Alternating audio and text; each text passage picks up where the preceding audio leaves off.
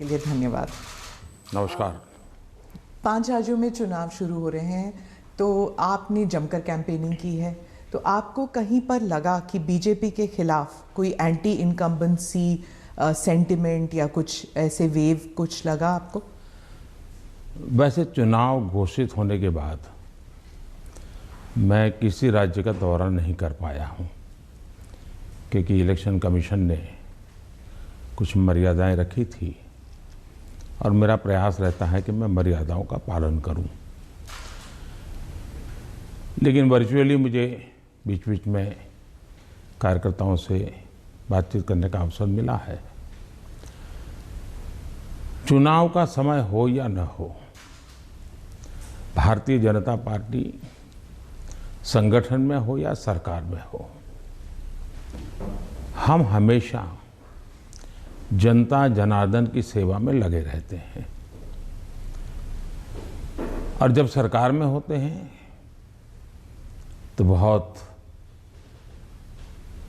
अधिक तीव्रता से, अधिक विस्तार से सबका साथ, सबका विकास, इस मूल मंत्र को लेकर के जी जान से जुटे रहते हैं। और मैं इस चुनाव में भी सभी राज्यों में देख रहा हूं कि भारतीय जनता पार्टी के प्रति लहर है। भारी बहुमत से भारतीय जनता पार्टी जीतेगी और भारतीय जनता पार्टी को सेवा करने का मौका इन सभी 5 राज्यों की जनता देगी। और ये भी सही है कि जिन राज्यों में हमें सेवा करने का मौका मिला है, उन्होंने हमें परखा है, हमारे काम को देखा है और उसका परिणाम होगा। पहले के ज़माने में पॉलिटिकल फील्ड में एनालिसिस करते समय एक शब्द पॉपुलर हो चुका है, एंटी इनकम्बेंसी। मैं समझता हूं कि हमारे देश में वक्त बदला, लेकिन कभी कभी टर्मिनोलॉजी नहीं बदली। और ये कारण ये है कि पहले जो सरकारें चलती थी वो फाइलों पे हस्ताक्षर करना, मनमर्जी के लोगों की फाइल को प्रायोरिटी देना, योजनाएं चुनाव को केंद्र में रख के घोषित करना और कभी कभी जाकर के फीते काट के चले आना, शिलान्यास करके चले आना। डिलीवरी की तरफ कभी योगदान उनका ध्यान नहीं रहता था। उनको लगता था घोषणा हो गई, यानी विज्ञान भवन में दिया जलाया तो उनको लगता था काम हो गया। और जब लोगों को काम नजर नहीं आता है और घोषणाएं बार बार सुनने को मिलती हैं, तब एंटी इनकम्बेंसी का जन्म होता है। लेकिन जब काम करने का प्रयास दिखता है, दिन रात की मेहनत दिखती है, आसपास में कुछ न कुछ पॉजिटिव होता हुआ दिख रहा है, तो फिर एक विश्वास बनता है कि वहाँ हो रहा है तो कल मेरे यहाँ भी होगा। गरीब को घर उसको मिल गया तो कल मुझे भी गरीब हूँ, मेरा घर इस बार लाइन नंबर नहीं लगा लेकिन कल मुझे मिलेगा। ये विश्वास पैदा होता है। और इसके कारण भारतीय जनता पार्टी के कल्चर में जहाँ भी हमें स्थिरता के साथ काम करने का मौका मिला है, वहाँ एंटी इनकम्बेंसी नहीं, प्रो इनकम्बेंसी का माहौल होता है।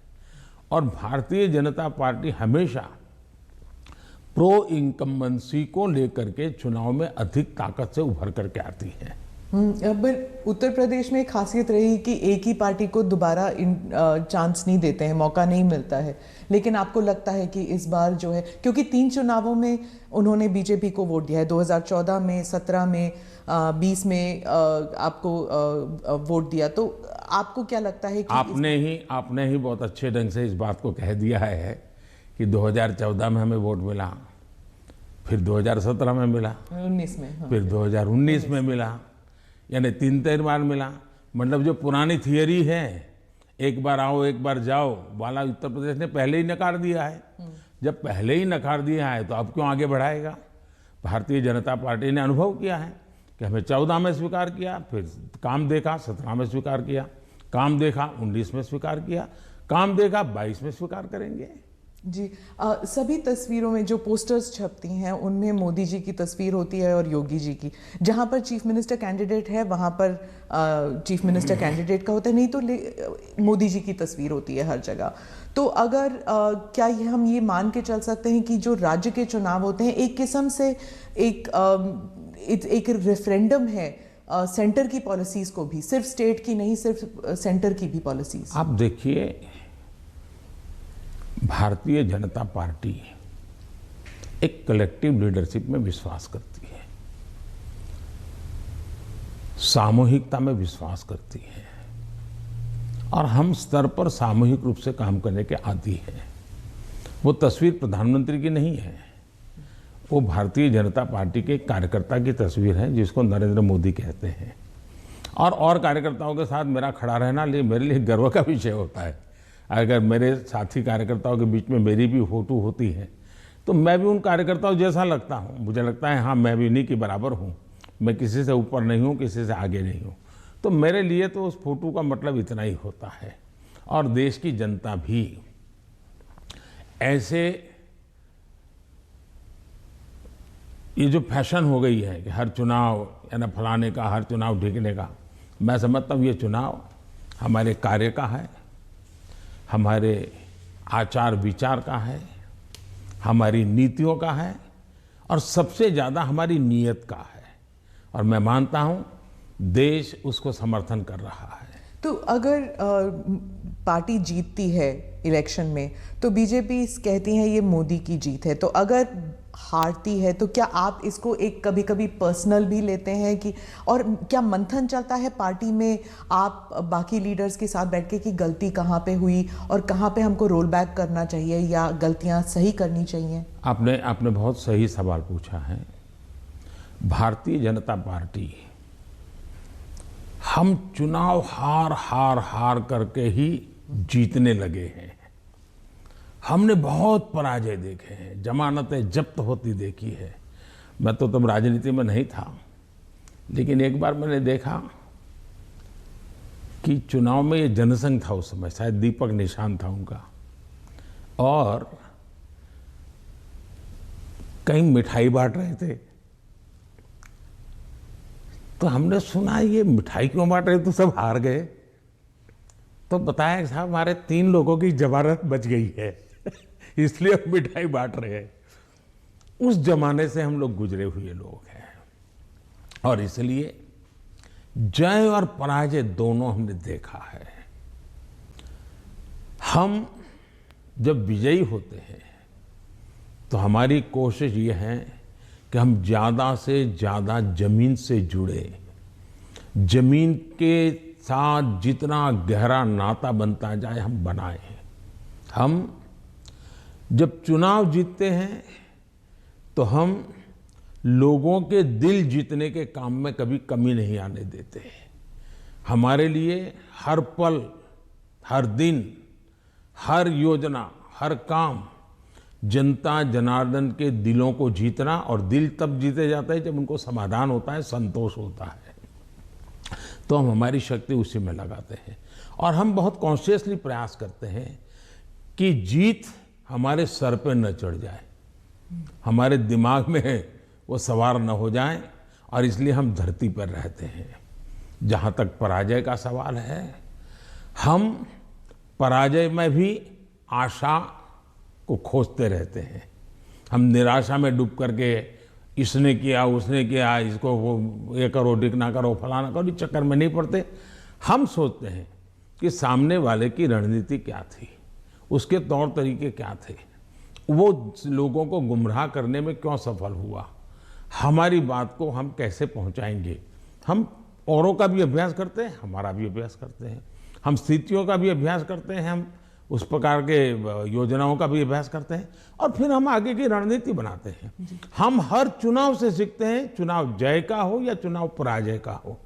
हमारे लिए चुनाव एक प्रकार से ओपन यूनिवर्सिटी है, जिसमें हम नए रिक्रूटमेंट के लिए अवसर भी मिलता है, और अपने आप को तराशने का भी अवसर मिलता है।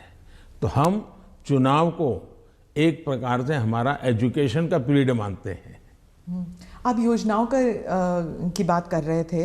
अखिलेश जी कहते हैं कि उत्तर प्रदेश में कोई योजनाएं आपकी नहीं थी, माने बीजेपी की नहीं थी, वो उनकी अपनी योजनाएं हैं। आप अपना अमली जामा पहनाते हैं और आप अपनी उपलब्धि बताते हैं उसे।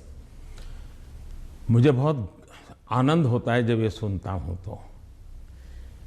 योगी जी की इतनी मेहनत और इतनी सफल योजना, उसको साकार करना और उसको कभी कोई एनकैश करने के लिए इधर उधर की बातें करता है, तो मैं उसमें से एक अर्थ ये निकालता हूं कि योगी जी की ये योजना इतनी अद्भुत है, असंभव को उन्होंने संभव करके दिया है, तभी जाकर के विरोधी भी उसको कैश करने के लिए मैदान में उतर पड़े हैं। वरना विरोधी विरोध करता, कैश करने के लिए मैदान में उतरा है, मतलब योजना अच्छी है, योजना सफल है और सफल तरीके से समय सीमा में उसको पूरा किया है। और एक प्रकार से मैं इसको योगी जी की क्रेडिट मानता हूँ। दूसरा विषय है, हमारे देश में एक कल्चर चला कि राजनेता और सरकारों का काम क्या, हर चीज पे हाथ डाल देना, बोलते रहना, ये करेंगे वो करेंगे, ये करेंगे वो करेंगे, कभी इसके में। और कोई चीज दुनिया में उन्होंने छोड़ी नहीं है। कोई नेता मिल जाएगा, वो कहेगा हम चंद्र पर मानवी भेजने वाले हैं। कोई नेता मिल जाएगा, उसने कभी कहा होगा कि हम चंद्र पर व्यवस्थाएं खड़ी करने वाले हैं। और 100 साल के बाद भी, 50 साल बाद, 30 साल भी कोई कर देगा तो वो कहेंगे हाँ देखो हमने उस समय कहा था। तो ऐसे लोग तो बहुत मिल जाएंगे। आपने क्राइम फ्री उत्तर प्रदेश का जिक्र किया है आपने भाषणों में, पार्लियामेंट में भी आप कर रहे थे। आपने कहा कि समाजवादी पार्टी जो है वो दंगाइयों की पार्टी है, आपने, और योगी जी ने कहा कि गुंडे हैं उस पार्टी में। तो क्या आप, और समाजवादी पार्टी कहती है कि उनकी खामियां हैं और इसलिए वो हम पर एलिगेशंस करते हैं। क्या आप ये आप कैटेगोरिकली कह सकते हैं कि यूपी जो है वो क्राइम फ्री की तरफ बढ़ रही है और ये हो सकता है, संभव है? पहली बात है कि जब लोग उत्तर प्रदेश में सुरक्षा के विषय की चर्चा करते हैं तो वहाँ के सामान्य मानवी के मन में पिछली सरकारों में जो उन्होंने मुसीबतें झेली है, जिस प्रकार से गुंडा राज चलता था, जिस प्रकार से माफिया की इच्छा के अनुसार ही सरकार के बाबुओं को काम करने के लिए मजबूर होना पड़ता था, जिस प्रकार से इस प्रकार के दबांग लोगों को सरकार में एक प्रकार से प्रतिष्ठा थी, आश्रय था, ये सारी चीजें उत्तर प्रदेश ने बड़े निकट से देखा है। बहन बेटी घर के बाहर नहीं निकल पाती थी, ये उत्तर प्रदेश ने देखा है। आज उत्तर प्रदेश की बेटी कह रही है कि मैं शाम को अंधेरा होने के बाद भी अगर कहीं काम है तो जा सकती हूँ। ये जो विश्वास पैदा हुआ है वो मैं समझता हूँ सुरक्षा के लिए बहुत जरूरी है। और ये तब हुआ है, उत्तर प्रदेश में एक समय था गुंडे जो चाहे वो कर सकते थे। आज स्थिति ये है कि उनको हाथ जोड़ के कहना पड़ता है कि यहाँ बाहर मुझे रहना नहीं है तो मुझे जेल में ही रखो, ताकि वहाँ थोड़ी बहुत तो मेरी जिंदगी बच जाएगी, क्योंकि मेरे पाप। और हर कोई सरेंडर कर रहा है। बहुत से लोग हो सकता है सही रास्ते पर भी आ जाएंगे, जब देखेंगे कि भाई अच्छे रास्ते से भी जीवन जिया जा सकता है तो हो सकता है अच्छे रास्ते पर आ जाएंगे। लेकिन योगी जी ने सुरक्षा को प्राथमिकता दी है, कोई कॉम्प्रोमाइज नहीं किया है। कुछ लोगों को उसके कारण तकलीफ हो रही क्योंकि उनका कारोबार वही था।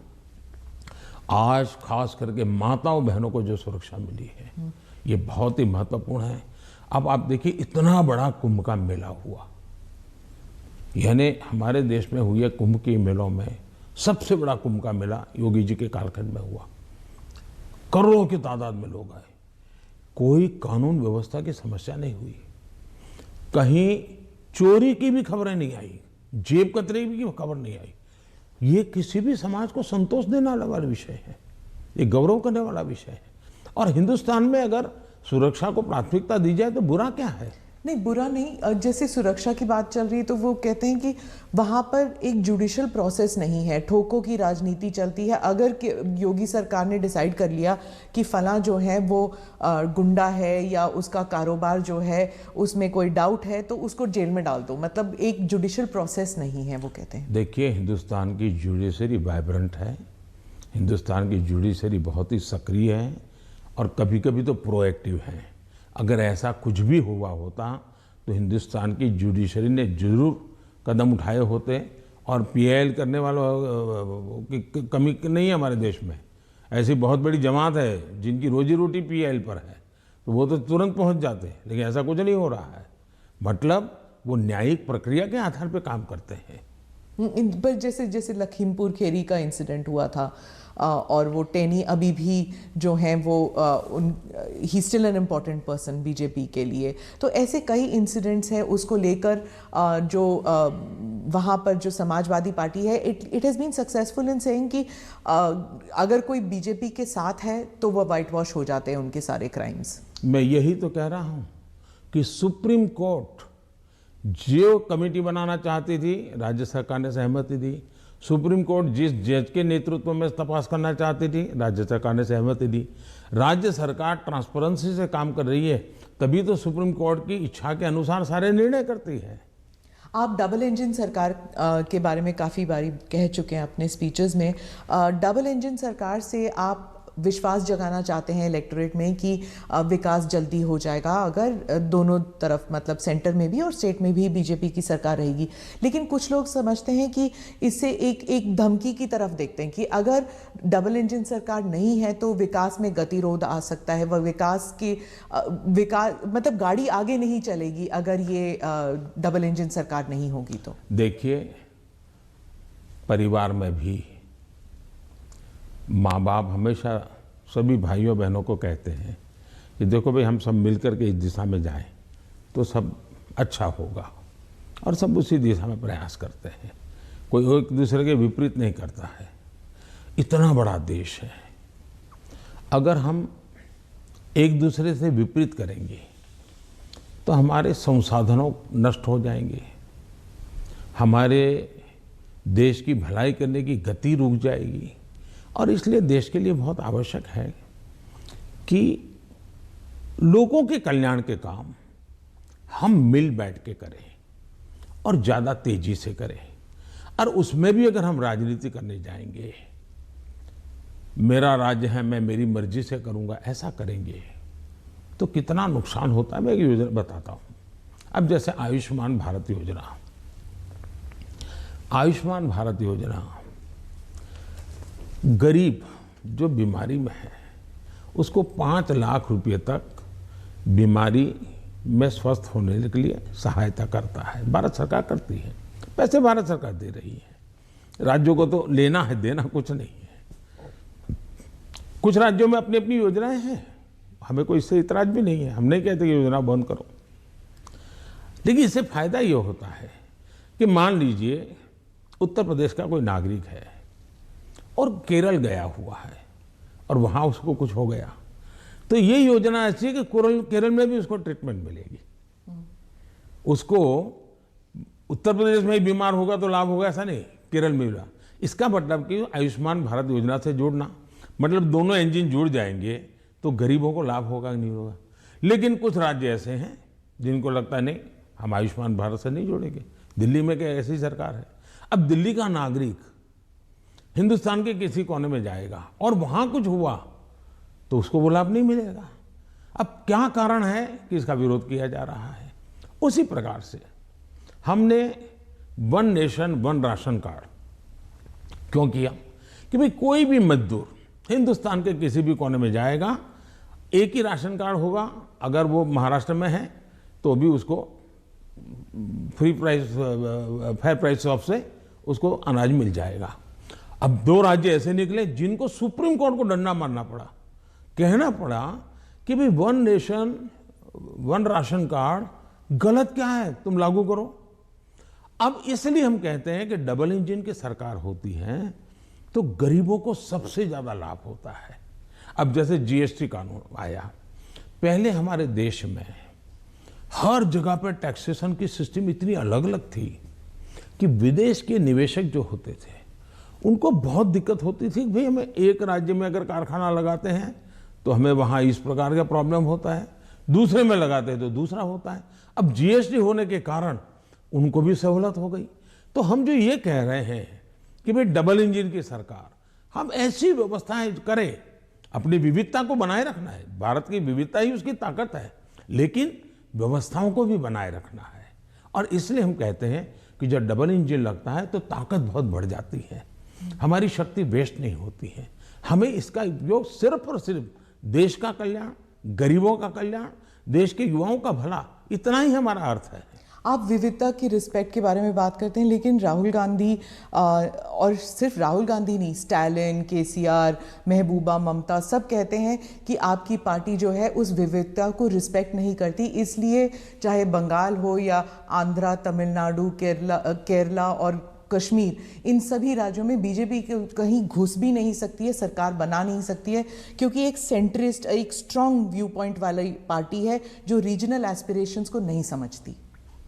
पहली बात ऐसी है कि भारतीय जनता पार्टी एक ऐसी पार्टी है जिसका ये मत है कि देश के विकास के लिए हमें रीजनल एस्पिरेशंस को एड्रेस करना ही चाहिए।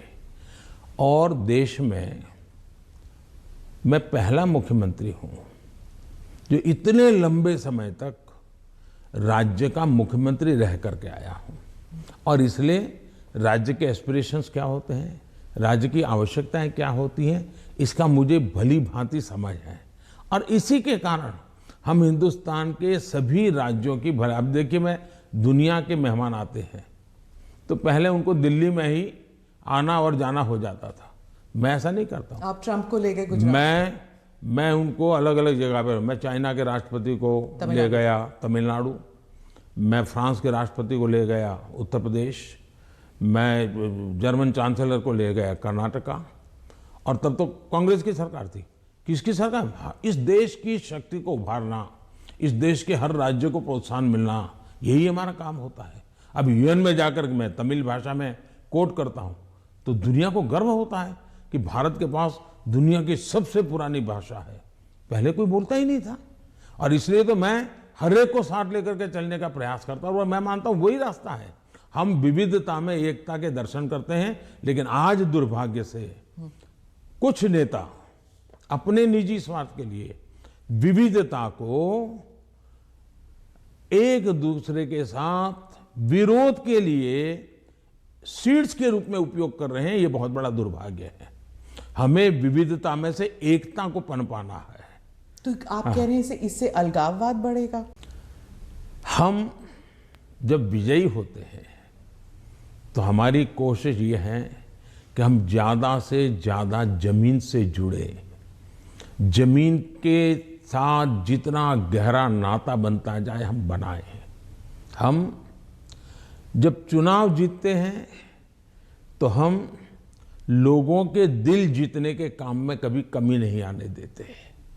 हमारे लिए हर पल, हर दिन, हर योजना, हर काम जनता जनार्दन के दिलों को जीतना, और दिल तब जीते जाता है जब उनको समाधान होता है, संतोष होता है, तो हम हमारी शक्ति उसी में लगाते हैं।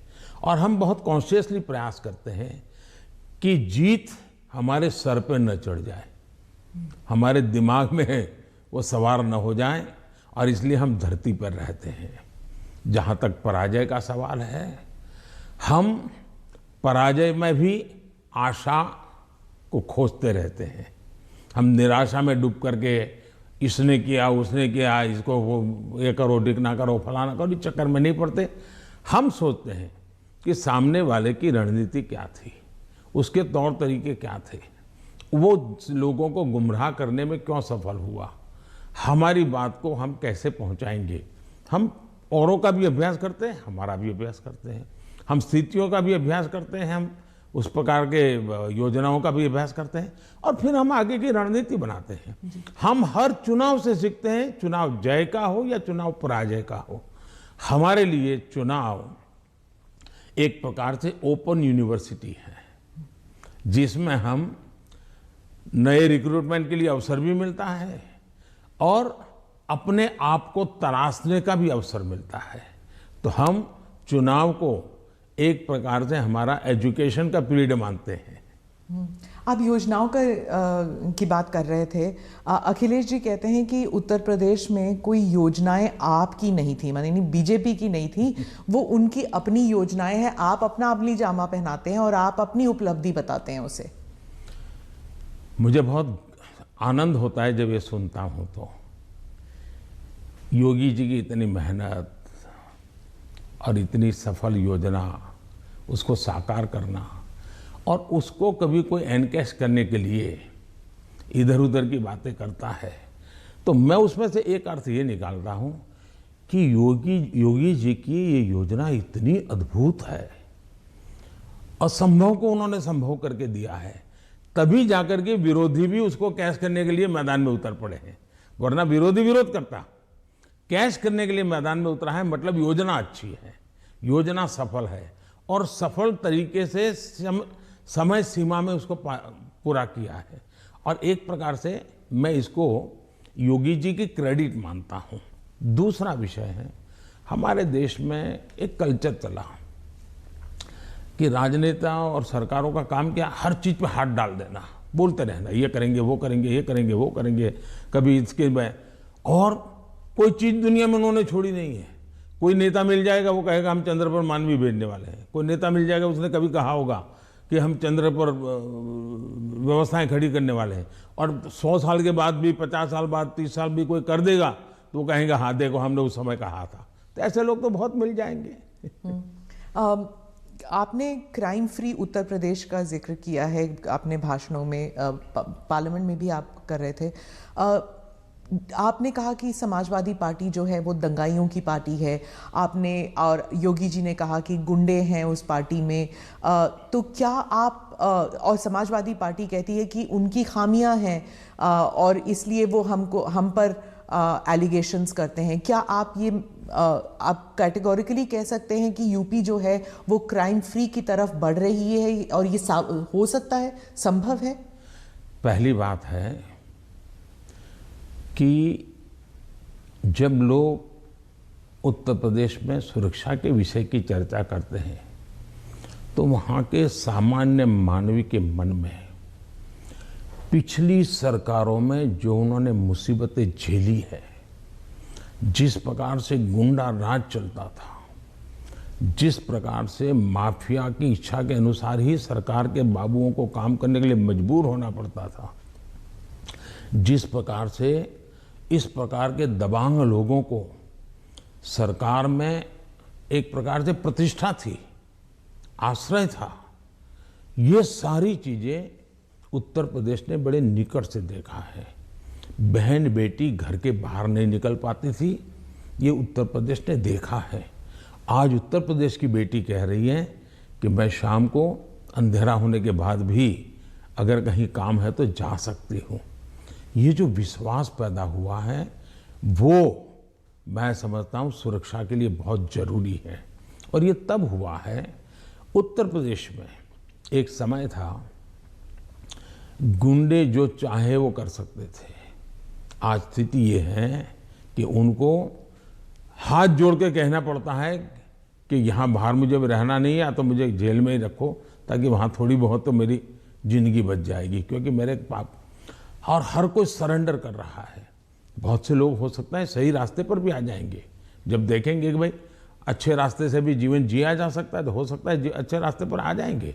लेकिन योगी जी ने सुरक्षा को प्राथमिकता दी है, कोई कॉम्प्रोमाइज नहीं किया है। कुछ लोगों को उसके कारण तकलीफ हो रही क्योंकि उनका कारोबार वही था। आज खास करके माताओं बहनों को जो सुरक्षा मिली है ये बहुत ही महत्वपूर्ण है। अब आप देखिए इतना बड़ा कुंभ का मेला हुआ, यानी हमारे देश में हुए कुंभ के मेलों में सबसे बड़ा कुंभ का मेला योगी जी के कालखंड में हुआ। करोड़ों की तादाद में लोग आए, कोई कानून व्यवस्था की समस्या नहीं हुई, कहीं चोरी की भी खबरें नहीं आई, जेब कतरे की खबर नहीं आई। ये किसी भी समाज को संतोष देने वाला विषय है, ये गौरव करने वाला विषय है। और हिंदुस्तान में अगर सुरक्षा को प्राथमिकता दी जाए तो बुरा क्या है? नहीं, बुरा नहीं। जैसे सुरक्षा की बात चल रही है तो वो कहते हैं कि वहाँ पर एक जुडिशियल प्रोसेस नहीं है, ठोकों की राजनीति चलती है। अगर योगी सरकार ने डिसाइड कर लिया कि फलां जो है वो गुंडा है या उसका कारोबार जो है उसमें कोई डाउट है तो उसको जेल में डाल दो, मतलब एक जुडिशियल प्रोसेस नहीं है, वो कहते हैं। देखिए, हिंदुस्तान की जुडिशरी वाइब्रेंट है, हिंदुस्तान की जुडिशरी बहुत ही सक्रिय है और कभी कभी तो प्रोएक्टिव है। अगर ऐसा कुछ भी हुआ होता तो हिंदुस्तान की जुडिशरी ने जरूर कदम उठाए होते और पीआईएल करने वालों की कमी नहीं है हमारे देश में। ऐसी बहुत बड़ी जमात है जिनकी रोजी रोटी पीआईएल पर है, तो वो तो तुरंत पहुंच जाते, लेकिन ऐसा कुछ नहीं हो रहा है। मतलब वो न्यायिक प्रक्रिया के आधार पर काम करते हैं। पर जैसे लखीमपुर खेरी का इंसिडेंट हुआ था और वो टेनी अभी भी जो हैं वो he still an important person BJP के लिए, तो ऐसे कई इंसिडेंट्स हैं उसको लेकर जो वहाँ पर जो समाजवादी पार्टी है it has been successful in saying कि अगर कोई बीजेपी के साथ है तो वह वाइट वॉश हो जाते हैं उनके सारे क्राइम्स। मैं यही तो कह रहा हूँ कि सुप्रीम कोर्ट जो कमेटी बनाना चाहती थी राज्य सरकार ने सहमति दी, सुप्रीम कोर्ट जिस जज के नेतृत्व में तपास करना चाहती थी राज्य सरकार ने सहमति दी। राज्य सरकार ट्रांसपेरेंसी से काम कर रही है, तभी तो सुप्रीम कोर्ट की इच्छा के अनुसार सारे निर्णय करती है। आप डबल इंजन सरकार के बारे में काफ़ी बारी कह चुके हैं अपने स्पीचेस में। डबल इंजन सरकार से आप विश्वास जगाना चाहते हैं इलेक्टोरेट में कि विकास जल्दी हो जाएगा अगर दोनों तरफ, मतलब सेंटर में भी और स्टेट में भी बीजेपी की सरकार रहेगी।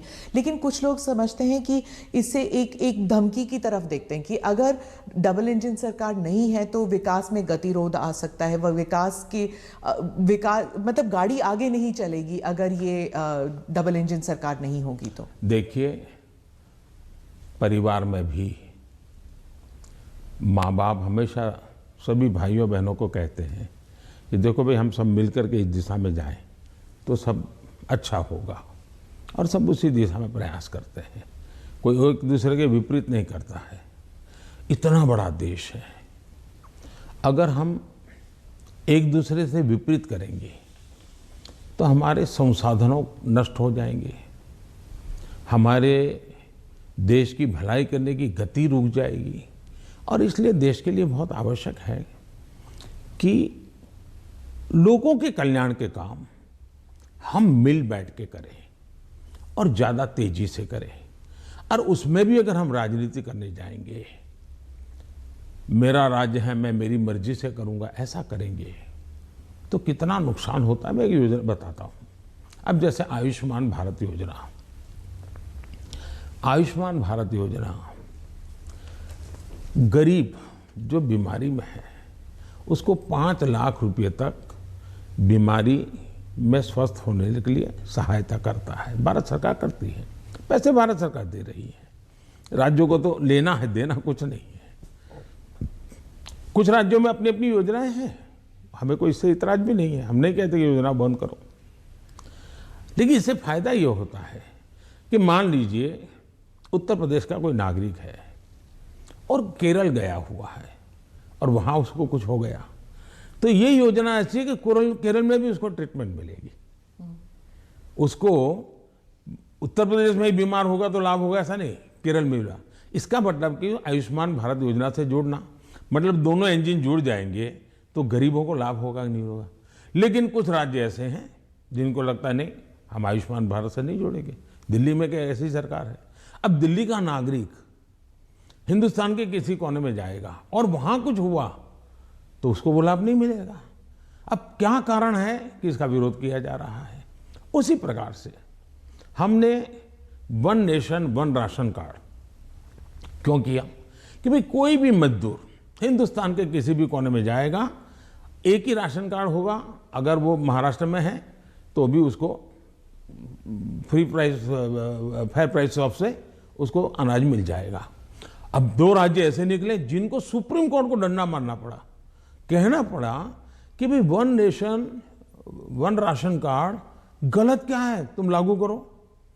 अब इसलिए हम कहते हैं कि डबल इंजन की सरकार होती है तो गरीबों को सबसे ज्यादा लाभ होता है। अब जैसे जीएसटी कानून आया पहले हमारे देश में हर जगह पर टैक्सेशन की सिस्टम इतनी अलग अलग थी कि विदेश के निवेशक जो होते थे उनको बहुत दिक्कत होती थी। भाई हमें एक राज्य में अगर कारखाना लगाते हैं तो हमें वहाँ इस प्रकार का प्रॉब्लम होता है, दूसरे में लगाते हैं तो दूसरा होता है। अब जीएसटी होने के कारण उनको भी सहूलत हो गई। तो हम जो ये कह रहे हैं कि भाई डबल इंजन की सरकार, हम ऐसी व्यवस्थाएं करें, अपनी विविधता को बनाए रखना है, भारत की विविधता ही उसकी ताकत है, लेकिन व्यवस्थाओं को भी बनाए रखना है। और इसलिए हम कहते हैं कि जब डबल इंजन लगता है तो ताकत बहुत बढ़ जाती है, हमारी शक्ति वेस्ट नहीं होती है।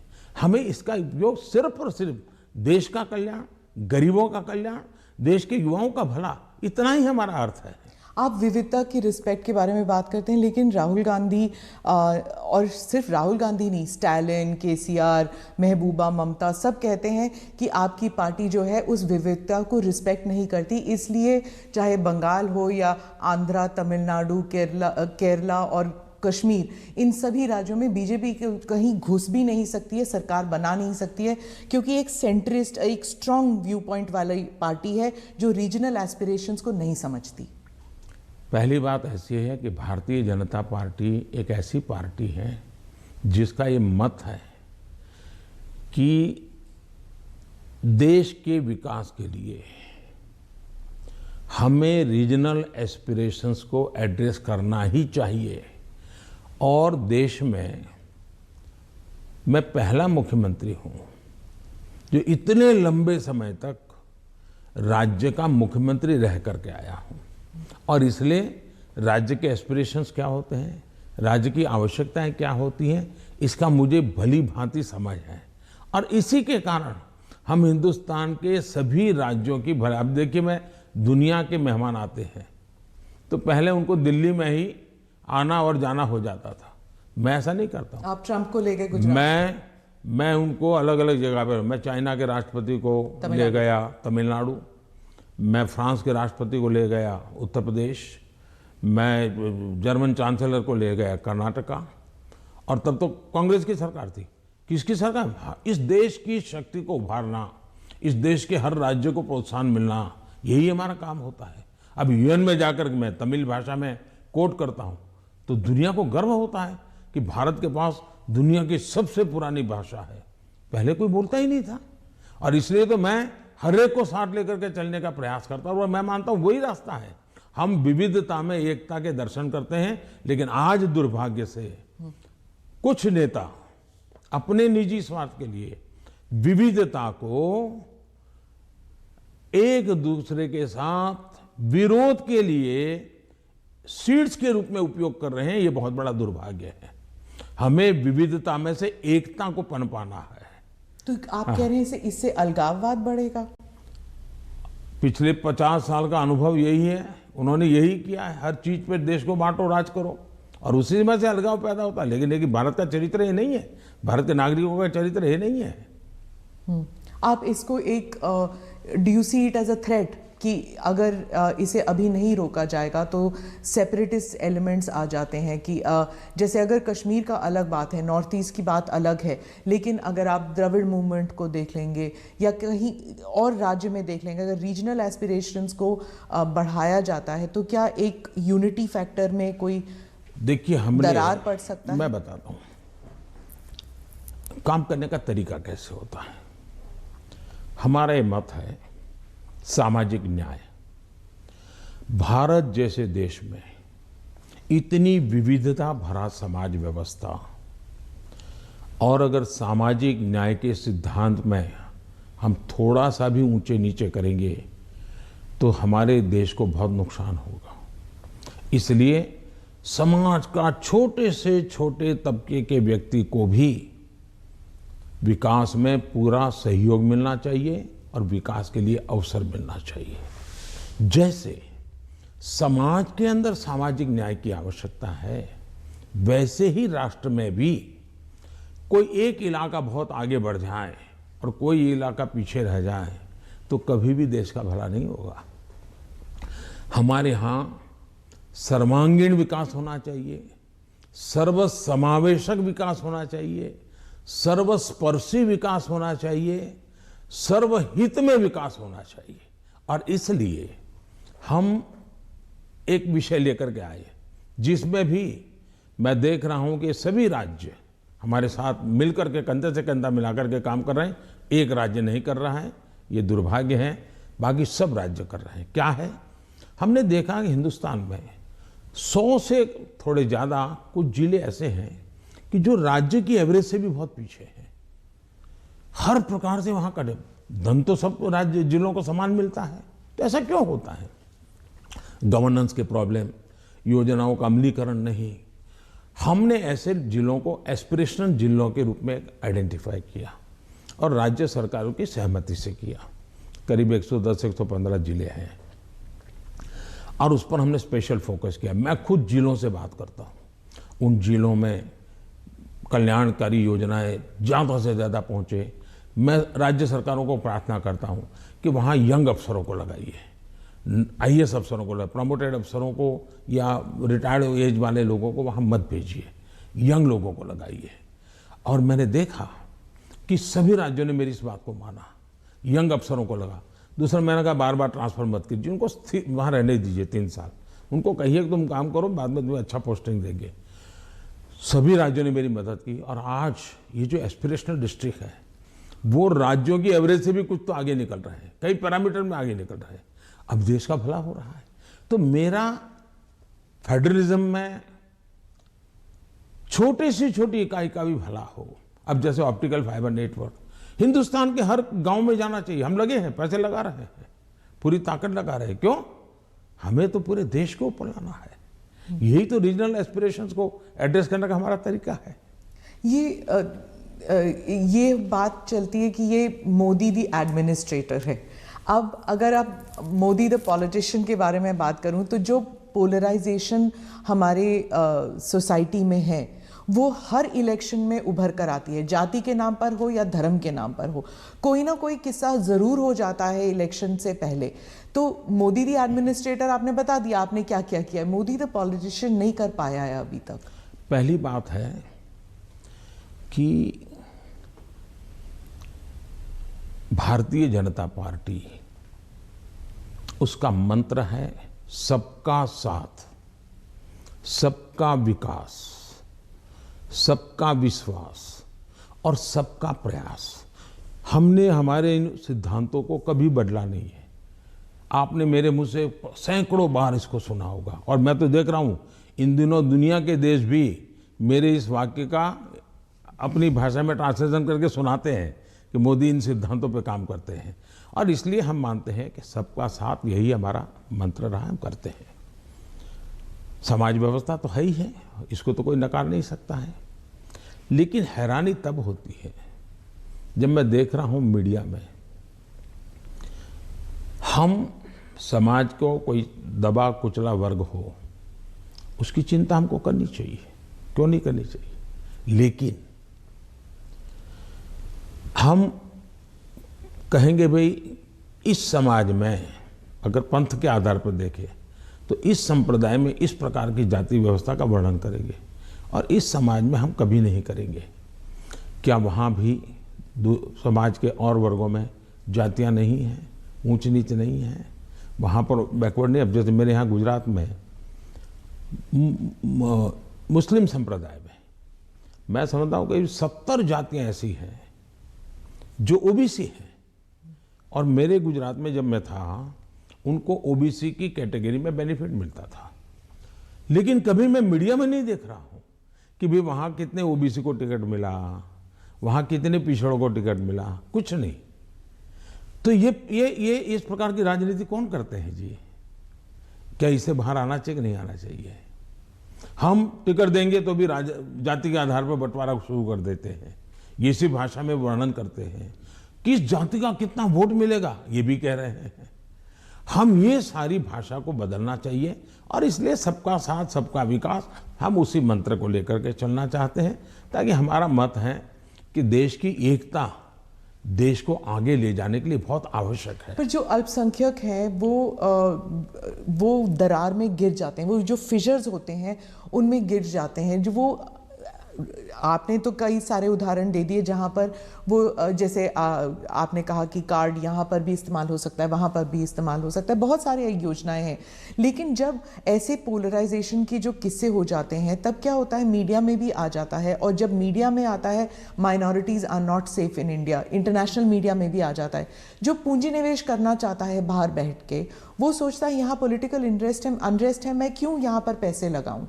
तो एक आज विश्व में भारत ने अपनी एक अच्छी पहचान भी बनाई है, और वो मीडिया की ताकत से भी आगे निकल गई है। अब जहां तक मीडिया का सवाल है, वो क्यों ऐसा करते हैं, किसके कारण करते हैं, किसके लिए करते हैं, किसके कहने से करते हैं, किसके दबाव में करते हैं, ऐसे विषयों पर मेरा टिप्पणी करना उचित नहीं है। लेकिन मेरा इतनी समझ जरूर है कि मीडिया वर्ल्ड में भी एक बहुत बड़ा कंपटीशन है। उनको भी टिकने के लिए, अपने व्यापारिक हितों के लिए भी बहुत जिद्दोजहद करनी पड़ रही है। वो भी एक एलिमेंट है, मीडिया की कुछ मजबूरियां भी हैं उनकी। इस सब के बावजूद भी हमारी बात दुनिया में पहुंची है, इन्हीं लोगों के माध्यम से पहुंची है, क्योंकि अच्छे लोग भी हैं, नहीं ऐसा नहीं है। जहां तक विदेश का मीडिया का कुछ सवाल है, दुनिया में मैंने देखा है कि कोई ही देश होगा, रेयर एक्सेप्शन, मैं भारत की बात नहीं कर रहा हूं, मैं बाहर की बात कर रहा हूं, कि जहां का मीडिया अपने देश के हितों के खिलाफ कुछ करता हो, कभी नहीं करते। तो कभी कभी ये मीडिया हाउस भी उनके देश के हितों के लिए भी, देशों के बीच की जो स्पर्धा होती है तो एक लाइन ड्रॉ करते हैं, तो उनकी एक अपनी दुनिया है, चलने दीजिए। लेकिन आप देखिए क्या कारण है कि आज सबसे ज़्यादा एफडीआई है भारत में, क्या कारण है सबसे ज़्यादा एफआईआई है, क्या कारण है इतना निवेश आ रहा है, क्या कारण है कि जब आयुष्मान कोरोना आया, दुनिया के 150 के करीब देश भारत की दवाई के लिए, मुझे लगातार हिंदुस्तान, दुनिया के मैक्सिमम लोगों ने मुझ पर टेलीफोन करके दवाइयाँ मांगी होगी। तो भारत की प्रतिष्ठा है तभी तो कर रहे हैं। और इसलिए ये जो हम 24 घंटे हेडलाइन के भरोसे राजनीति करते हैं, उनकी मजबूरियां होगी। मैं तो दुनिया के लोगों के सामने सत्य लेकर के जाता हूँ, सच्चाई पहुँचा के रहता हूँ, और दुनिया को भारत की तरफ आकर्षित कर रहा हूँ। और पीएलआई इसके अभी अभी हम लाए, कितना बड़ा रिस्पांस मिल रहा है जी, कितना समर्थन मिल रहा है। समाजवाद के बारे में आपने कहा कि जो समाजवादी पार्टी है ये फेक सोशलिस्ट हैं, नकली सोशलिस्ट हैं। तो समाजवादी है कौन फिर उत्तर प्रदेश में? क्योंकि अर्थशास्त्री कहते हैं कि बीजेपी जो है वो पहले इकोनॉमिक पॉलिसीज में राइटिस्ट थी, फिर वो सेंट्रिस्ट हो गई, अब वही समाजवाद बन गए हैं। पहली बात है, भारतीय जनता पार्टी जनसंघ के जमाने से हमारी आर्थिक सिद्धांतों की चर्चा आप सुनोगे तो यही रही है कि हम देश की जनता पे भरोसा करते हैं, देश की जनता के सामर्थ्य पर भरोसा करते हैं। सरकार की नीतियां उनको अवसर देने वाली होनी चाहिए, और हम वो नीतियां बना रहे हैं कि उनको सबसे ज़्यादा अवसर मिले। दूसरी बात है, हमारा मत है, गवर्नमेंट है no business to do a business. अब ये कहाँ समाजवाद के साथ बैठता है? ये तो समाजवाद के खिलाफ है।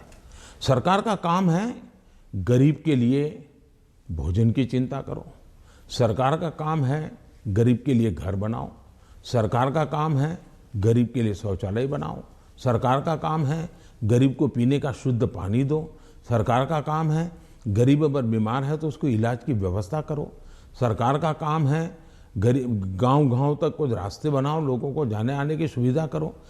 सरकार का काम है कि हमारा देश का एग्रीकल्चर ताकत जो है विश्व के बाजार में कैसे पहुंचे, इसके लिए कुछ व्यवस्था करो। छोटे किसान, उसको दरकिनार किया, उसकी चिंता करो।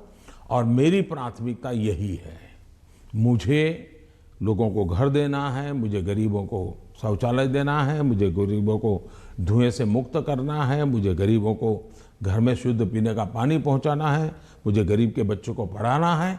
अगर कोई इसको समाजवाद कहता है तो मुझे ये समाजवाद मंजूर है, तो वोट क्योंकि होगी मैं समाज के लिए हूं।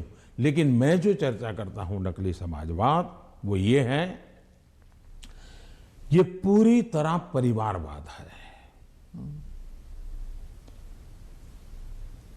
लोहिया जी का परिवार कहीं नजर आता है क्या? वो भी तो समाजवादी थे। जॉर्ज फर्नांडिस का परिवार नजर आता है क्या? वो भी समाजवाद थे। नीतीश बाबू हमारे साथ काम कर रहे हैं, वो भी तो समाजवादी हैं। परिवार कहीं नजर आता है क्या? ये समाजवादी लोग हैं। लेकिन ये लोग देखिए, पूरा परिवार। मुझे एक बार किसी ने चिट्ठी भेजी थी, मैं तो भूल गया आज। उन्होंने कहा कि इनके परिवार से, ये सपा जो है उत्तर प्रदेश का, 45 लोग ऐसे थे जो किसी न किसी पद पर थे। एक ही फैमिली के 45 लोग। और किसी और ने मुझे कहा कि उनके पूरे परिवार में 25 साल की उम्र के करीब करीब सभी व्यक्ति को चुनाव लड़ने का मौका दिया गया है। क्या ये परिवारवाद का लोकतंत्र के लिए खतरा है? इसलिए मैं कह रहा हूं। तो अखिलेश और जयंत दोनों कहते हैं कि परिवारवाद सिर्फ उनकी पार्टी में नहीं, आपकी पार्टी में भी है। राहुल गांधी भी कहते हैं कि परिवारवाद से जुड़े मतलब सेकंड जनरेशन लीडर्स तो आपकी पार्टी में भी हैं। बहुत बहुत फर्क है। ये फर्क, अच्छा सवाल पूछा आपने। मैं थोड़ा विस्तार से जवाब दूंगा, बुरा मत मानिए। लेकिन देश की जनता को मैं झूठ के सामने सत्य समझाना चाहता हूं। एक परिवार से अनेक लोग जनता के बीच में जाएं, एक परिवार से 2 लोग जाएं, 3 लोग जाएं और जनता उनको चुनाव करके भेजे, वो एक राजनीति का पहलू है। लेकिन दूसरा, एक परिवार के लोग ही उस पार्टी के अध्यक्ष बने, उस पार्टी के ट्रेजरर बने, उस पार्टी का पार्लियामेंट्री बोर्ड बने। पिताजी अगर नहीं कर सकते हैं तो बेटा अध्यक्ष बने, बेटा नहीं कर सकता है और बूढ़ा हो गया है तो उसका बेटा अध्यक्ष करे, पिता नहीं रहे तो पुत्र करे। ये जो विरासत और वारसा बारिश के रूप में चल रहा है, डायनेस्टी के रूप में चल रहा है, कोई डायनेमिक्स है ही नहीं, ओनली डायनेस्टी। ये जब बनता है, पार्टी परिवार की बन जाती है। और आप देखिए हिंदुस्तान की बर्बादी कहां से हो रही है। जम्मू कश्मीर से शुरू करिए, 2 पार्टियां मेन रही वहां, दोनों परिवार की पार्टियां हैं। अभी तक उसका कोई नया नेता देखा ही नहीं। आज देश में जो 18 से 40 साल की उम्र के लोग हैं, उन्होंने इन पार्टियों के जितने नेता देखे, एक ही परिवार के देखे हैं। दोनों पार्टी, पंजाब में देखिए परिवार वाली पार्टी, आप हरियाणा में देखिए परिवार की पार्टी, उत्तर प्रदेश देखिए परिवार की पार्टी, झारखंड देखिए परिवार की पार्टी, आप तमिलनाडु में जाइए परिवार की पार्टी। ये परिवार ही पार्टी चलाता है। परिवार जो चाहे उनका भला। ये लोकतंत्र के लिए बहुत से बड़ा खतरा है। एक पार्टी के 2 लोग अगर एमएलए बन गए, एमपी बन गए, तो वो पार्टी परिवार की नहीं बनी है। और ये दोनों को फर्क समझना होगा। कोई ऐसा कह करके इतने बड़े पाप से भाग जाए, ये नहीं चल सकता है। और मेरा मत है, परिवारवादी पार्टियां लोकतंत्र का सबसे बड़ा दुश्मन है, क्योंकि लोकतंत्र के मूलभूत सिद्धांतों को ही वो नकारता है। दूसरा, जब परिवारवादी राजनीति चलती है, परिवार ही सर्वोपरि होता है। परिवार को बचाओ, पार्टी बचे या न बचे, परिवार को बचाओ, देश बचे या न बचे, ये जब होता है तब सबसे पहले कैजुअलिटी कौन सी होती है? परिवारवादी राजनीति में कैजुअलिटी कौन सी होती है? बेटा जैसा भी होगा लेकिन वही अगला अध्यक्ष बनेगा। तब सबसे बड़ी कैजुअलिटी टैलेंट की होती है। और सार्वजनिक जीवन में जितनी ज्यादा अधिक टैलेंट आए बहुत जरूरी है। इसलिए राजनीतिक दलों का लोकतांत्रिकरण ये बहुत आवश्यक है। परिवारवादी पार्टियां नए अच्छे नौजवानों को राजनीति से आने से रोकते हैं। मान लीजिए कोई नौजवान है जिसको भारतीय जनता पार्टी में नहीं जाना है, लेकिन बाकी कहीं पर उसको जगह ही नहीं है, कहां जाएगा? क्योंकि बाकी में तो है भाई, उसके परिवार का मैं नहीं हूं, तो थोड़े दिन तो मेरा उपयोग होगा, बाद में मुझे फेंक देंगे। मैं उनके काम आऊंगा तब तो चलूंगा, लेकिन मैं राज्य की भलाई के लिए काम करूंगा तो मैं नहीं चलूंगा। सब नौजवान डर रहे हैं सार्वजनिक जीवन में आने से। भारतीय जनता पार्टी को आ रहे हैं तो लोगों को लगता है कि भारतीय जनता पार्टी क्यों बढ़ रही है, क्योंकि लोकतांत्रिक तरीके से चल रही है। तो आप जब परिवार के बारे में बात करते हैं, स्पेशली पॉलिटिकल पार्टीज के जो पॉलिटिकल फैमिलीज हैं, तो कांग्रेस कह रही है जान के आपने जवाहरलाल नेहरू के स्पीचेस के बारे में, दोनों सदनों में जो आपने स्पीच दिए, राज्यसभा में, लोकसभा में, वहाँ पर आपने नेहरू जी के स्पीचेस पर बहुत तवज्जो दी और यही दिखाने के लिए कि नेहरू जी ने भी ऐसे काम किए हैं जिसके लिए आप उन्हें क्रिटिसाइज कर रहे थे। तो राहुल गांधी ने देर रात को मीडिया से बात करते हुए कहा कि I don't need a certificate from Modi ji about my great grandfather. तो अब ये फिर अब पूरा परिवार के ऊपर बन गया है कंट्रोवर्सी। हालांकि आपने जो एग्जांपल्स दिए थे वो परिवार के ऊपर नहीं था। पहली बात है, मैंने किसी के पिताजी के कुछ नहीं कहा है, मैंने किसी के दादाजी के लिए कुछ नहीं कहा है, नहीं मैंने किसी नाना जी के लिए कहा है, नहीं मैंने किसी की माताजी के लिए कुछ कहा है। मैंने देश के प्रधानमंत्री ने क्या कहा वो कहा है।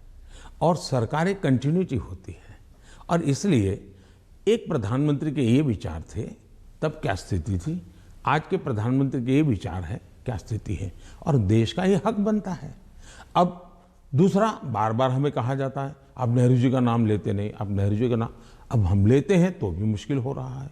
मुझे समझ नहीं आ रहा है कि इतना डर किस बात का है। प्रधानमंत्री जी, 2014 से आप कांग्रेस मुक्त भारत की बात करते हैं। अब वो 60 से कम सीटें हैं कांग्रेस पार्टी की, और उत्तर प्रदेश में तो नंबर 4 पर हैं। तो आप इतना वक्त क्यों लगा रहे थे अपने स्पीच में कांग्रेस के ऊपर? पहली बात है कि देश की जो आज हालत है उसमें सबसे जिम्मेवार कोई मुख्य धारा है तो कांग्रेस की धारा है। इस देश को जितने प्रधानमंत्री मिले ना, उसमें से अटल जी को और मुझे छोड़ करके सारे प्रधानमंत्री कांग्रेस कुल के ही थे।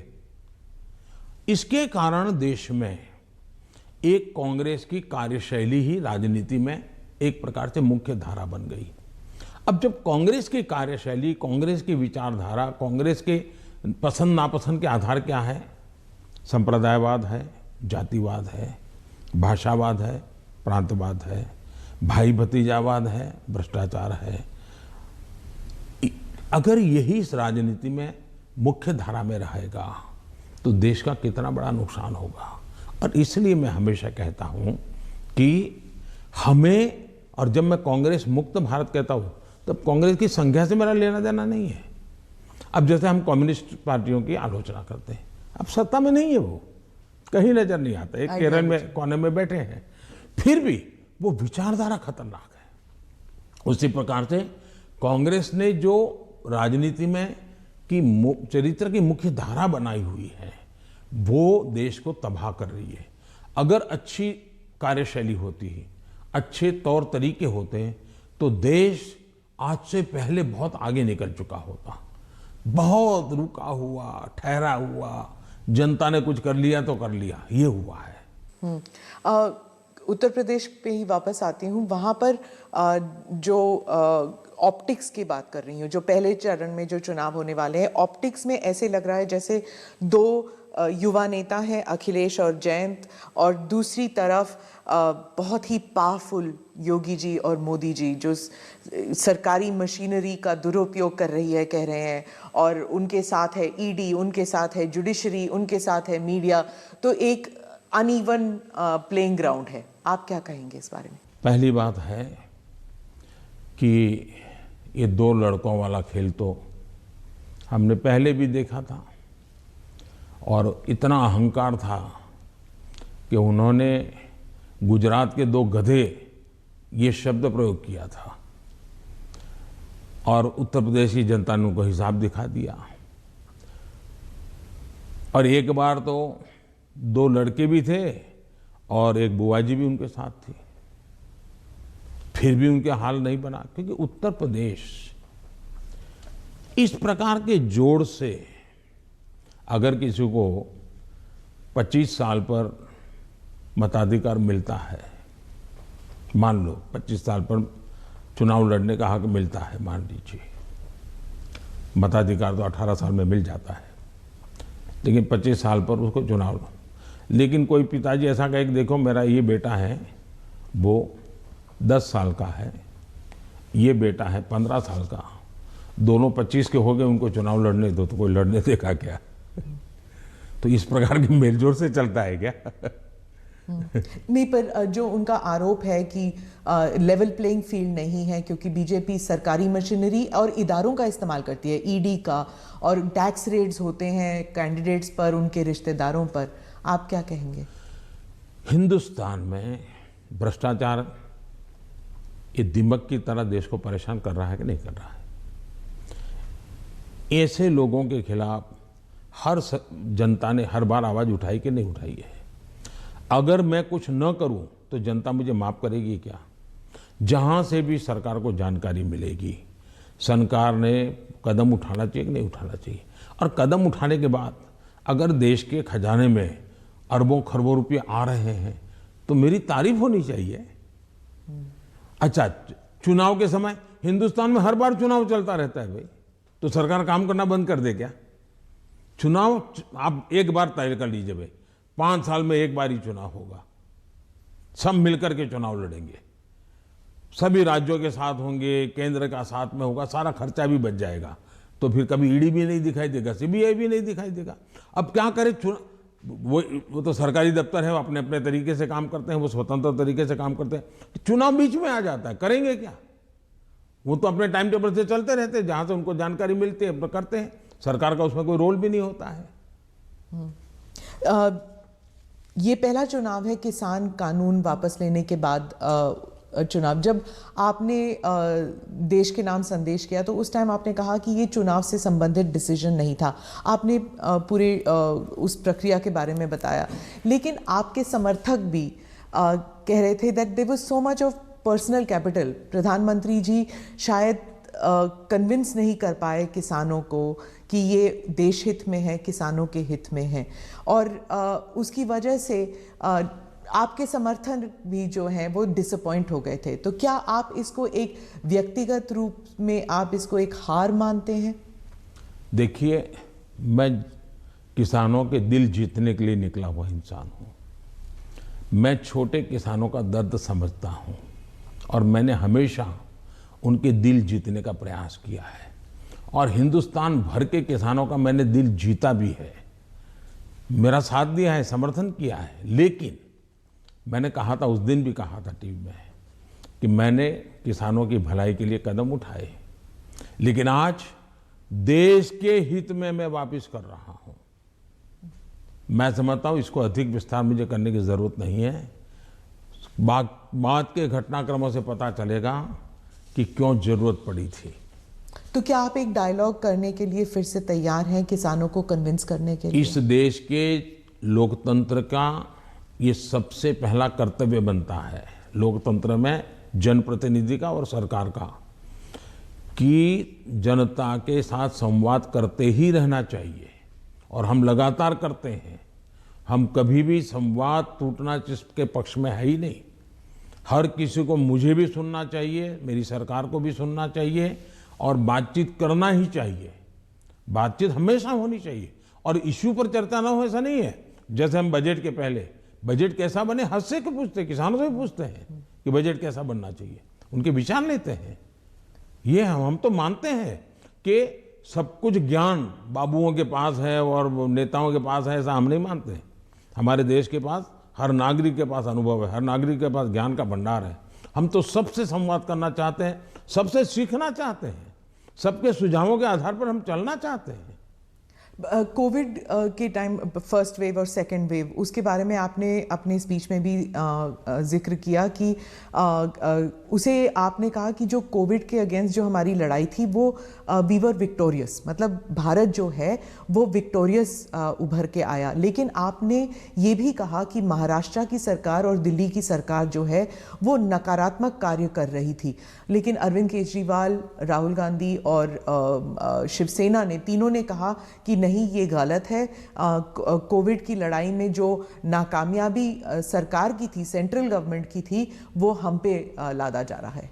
मैंने ये कहा कि कांग्रेस पार्टी जब लॉकडाउन हुआ, WHO समेत सब लोग कहते थे कि जो जहां है वहां रहे, वो एक जगह से दूसरी जगह पे न जाए, वरना कोरोना के वो शिकार हो जाएगा, उसका जीवन को तकलीफ हो जाएगी।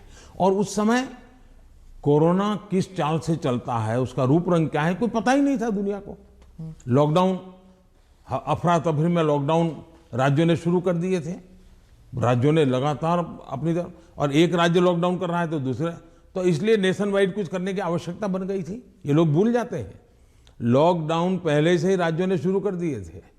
भारत सरकार ने तो बाद में लॉकडाउन का निर्णय करना पड़ा सबको एक साथ उसकी स्थिति सुधारने के लिए।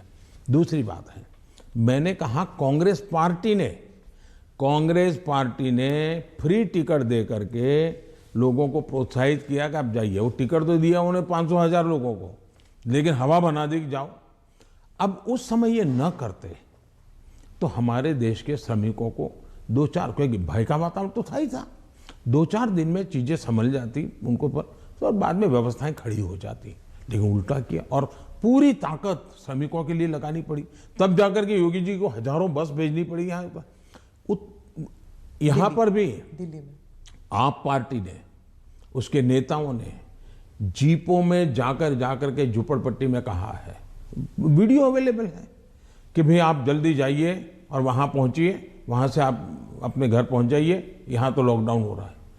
भय पैदा कर दिया है। और मैं हमेशा कहता हूं, ये भारत की जनता इतने बड़े संकट में, दुनिया मानती थी कि हिंदुस्तान का हालत सबसे खराब होगा, और स्वाभाविक था कि इतनी बड़ी जनसंख्या, हम इस प्रकार से समूह में रहते हैं, हमारा जीवन भी सामूहिक होता है, और ये बीमारी ऐसी है कि तुरंत लपेट लेती है, तो हमारे लिए हर प्रकार के संकट थे, ये तो मानना पड़ेगा।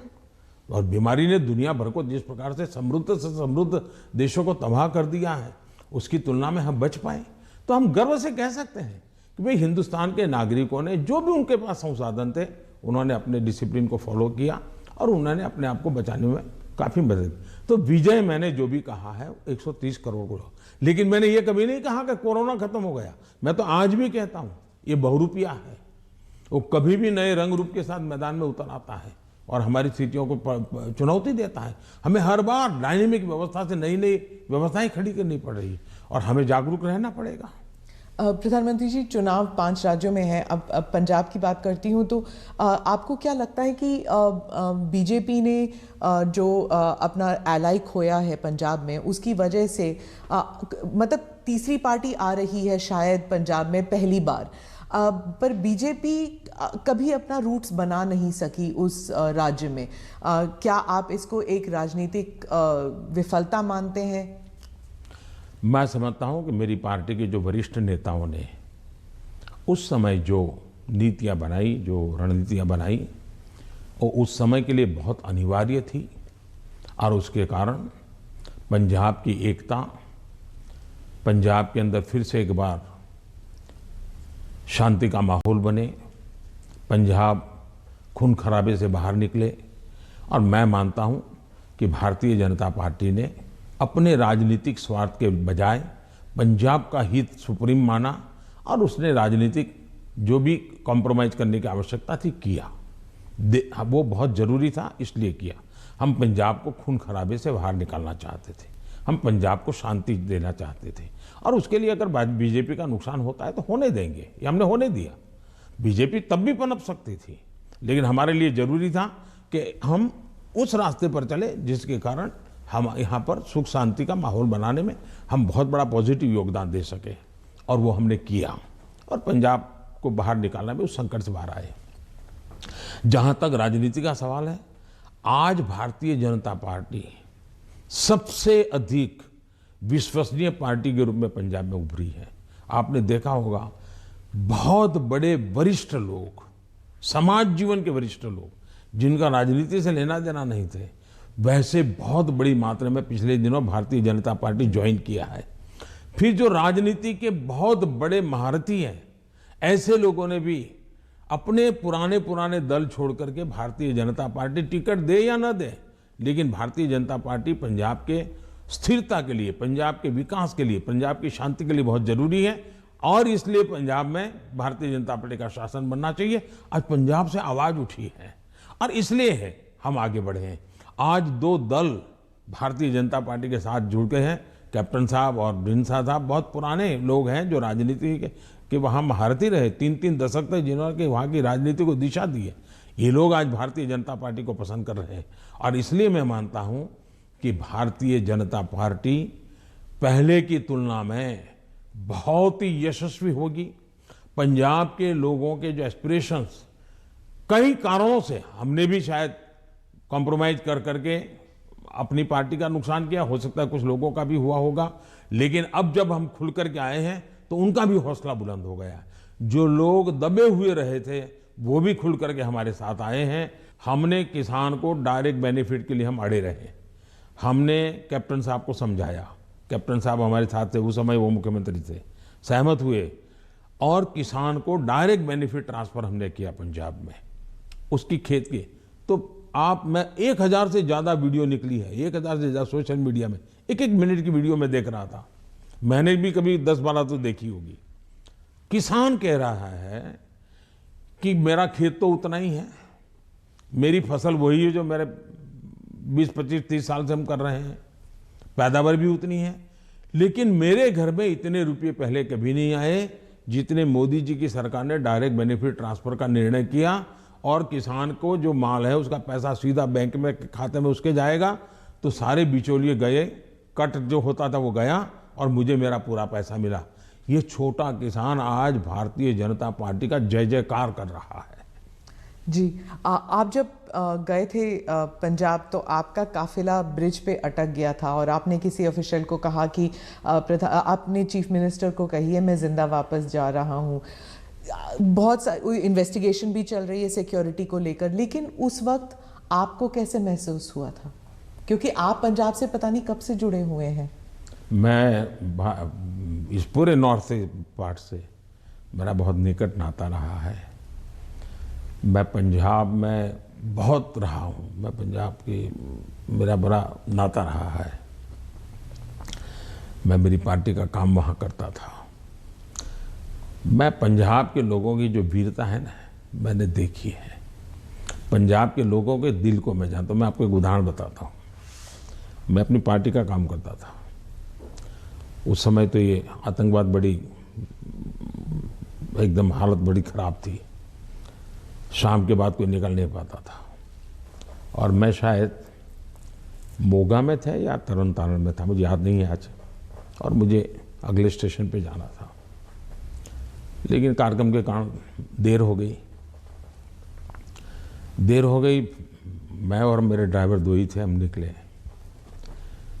और दुर्भाग्य से हमारी गाड़ी खराब हो गई रास्ते में। तो हम कोशिश कर रहे थे लेकिन गाड़ी चल नहीं रही थी। तो उस समय एक पुरानी एम्बेसडर मेरे पास थी, धक्के भी लगाए, कोशिश की, तो खेत में 2-3 लोग थे, सरदार थे, वो दौड़ते हुए आए, उन्होंने भी धक्के लगाने में मदद की, लेकिन गाड़ी नहीं चली। फिर हमने कहा भाई नज़दीक से हमें कोई मैकेनिक मिलेगा कि नहीं मिलेगा? तो साहब यहाँ तो अभी तो कोई मिलेगा नहीं, बहुत दूर दूर है। फिर उन्होंने मुझे कहा कि देखो भाई, तुम्हें बुरा न लगे तो एक बात करो। मैंने कहा क्या? बोले तुम गाड़ी यहाँ छोड़ दो, तुम और तुम्हारा ड्राइवर खेत में हमारे साथ चलो, हमारी वहाँ झोपड़ी है, वहीं खाना खा लो और रात को रुक जाओ। सरदार परिवार, जिस प्रकार से उन्होंने मुझे संभाला, उन्होंने कहा भाई कुछ भी हो तुम सुबह जाना, अब यहीं रुक जाओ। बाद में उनको पता चला मैं तो भाजपा का कार्यकर्ता हूँ। वो कहा ठीक है भाई, तुम भाजपा के हो, कुछ भी हो, तुम आज रात मेरे यहाँ रुको। मैं हैरान हूँ जी, खेत में उन्होंने अपनी जो छोटी सी जगह होती है उसमें रखा, मेरा खान पान की व्यवस्था की और सुबह उनका बेटा जाकर के एक मैकेनिक को ले आया, गाड़ी ठीक की और मैंने पंजाब का ये दिल देखा है जी। इन सरदारों के भावों को जानता हूँ मैं इतने। और मेरे तो गुजरात में, मेरे कच्छ में अंदर इतने मेरे परिवार हैं सरदार। मैंने जब लखपत में गुरुद्वारा का भूकंप में नुकसान हुआ था, मैं वहाँ गया देखने के लिए, मुझे बड़ा दर्द हुआ। तो मैं ऐसे ऐसे कारीगरों को लाया राजस्थान वगैरह बाहर से कि वैसा ही मुझे गुरुद्वारा बना के दो जो गुरु नानक देव जी के जहाँ चरण पड़े थे। बनाया दोबारा। आज कच्छ के अंदर जो हमारे सरदार परिवार है, बहुत बड़ी मात्रा में है, खेती करते हैं। जब वो इसका बात का वर्णन, उनकी आंखों में से आंसू आ जाता है जी। और मैं अभी कुछ दिन पहले भी एक वर्चुअल मीटिंग में मैंने उस गुरुद्वारा में सबसे बात की, मेरा इतना लगाव रहा है जी। आपने देखा होगा, एक किताब है पढ़ने जैसी है सरकार की, शायद अंग्रेजों के ज़माने में जी भी सिख कौम के लिए नहीं हुआ है। अंग्रेजों के ज़माने में, कांग्रेस के ज़माने में तो हुआ ही नहीं है। ऐसे अनेक काम मैंने देश के कल्याण के लिए, हमारे सिख भाइयों की वीरता का सम्मान करने के लिए किए हैं। और मुझे गर्व है, चुनाव की जगह पर है, लेकिन मैं मानता हूँ ये मेरे देश के वीर जवान है, मेरे देश के सच्चे किसान हैं, उनके कल्याण के लिए मैं जितना कर सकूँगा मैं करता रहूँगा। तो क्या उस दिन आपको ऐसे लगा कि ये राजनीतिक आंदोलन था, इसलिए ऐसे हुआ? ऐसा है कि इस विषय में मैंने पूरी तरह मौन रखा हुआ है, क्योंकि सुप्रीम कोर्ट स्वयं इसको गंभीरतापूर्वक इस बात को देख रही है। मेरा कोई भी वाक्य पूरी जो चल रहा है उस पर प्रभाव पैदा करे यह उचित नहीं है।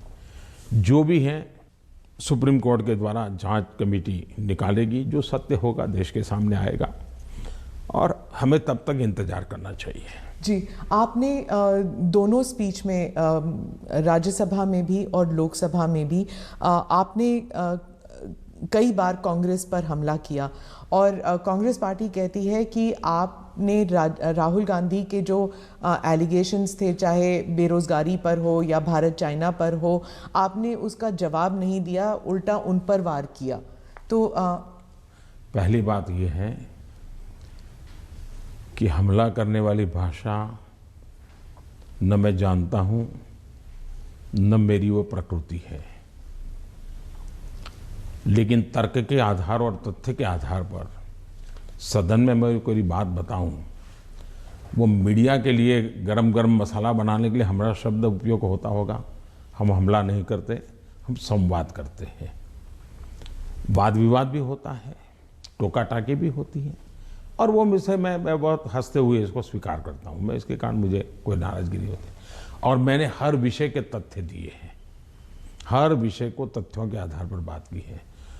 कुछ विषयों पर सदन में हमारे विदेश मंत्रालय ने विस्तार से कहा है, कुछ विषयों पर हमारे रक्षा मंत्रालय ने विस्तार से कहा हुआ है, और कुछ विषयों पर जरूरी जहाँ था वहाँ मैंने भी कहा है।